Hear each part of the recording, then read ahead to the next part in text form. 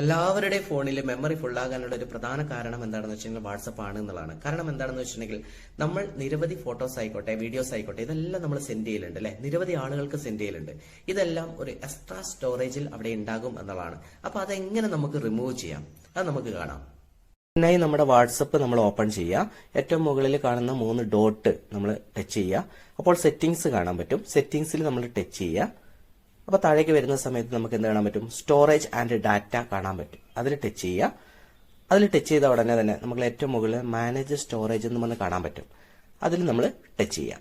Touch ചെയ്യുന്ന സമയത്ത് നമുക്ക് ഇങ്ങനെ ഒരു സ്ക്രീനാണ് വരിക. ഈ സ്ക്രീനിൽ നമുക്ക് ഒരുപാട് ഫോട്ടോസ് നമുക്ക് താഴെ കാണുന്നില്ലേ? ആ ഫോട്ടോസ് ഒക്കെ നമ്മൾ എക്സ്ട്രാ ആർക്കൊക്കെയോ സെൻഡ് ചെയ്ത് കൊടുത്തതെല്ലാം അതിൽ കാണാൻ പറ്റും. അപ്പൊ ഇവിടെ കാണാൻ പറ്റും 304.8 MB എന്ന് കാണുന്ന സ്ഥലത്ത് അവിടെ ടച്ച് ചെയ്യുക. അപ്പൊ നിങ്ങളുടെ ഫോണിൽ എന്താണോ അത് ടച്ച് ചെയ്യുക. ആ ടച്ച് ചെയ്യുന്ന സമയത്ത് ഈ ഫോട്ടോസ് എല്ലാം നമുക്ക് ഇവിടെ കാണാൻ പറ്റും. അപ്പോൾ അവിടെ സെലക്ട് ഓൾ കൊടുക്കുക. ഓൾ കൊടുത്തിട്ട് നമ്മൾ ഡിലീറ്റ് ചെയ്യുക എന്നുള്ളതാണ് നമ്മൾ ചെയ്യേണ്ടത്. ഇത്രയും നമ്മൾ ചെയ്യേണ്ടതായിട്ടുള്ളൂ കേട്ടോ.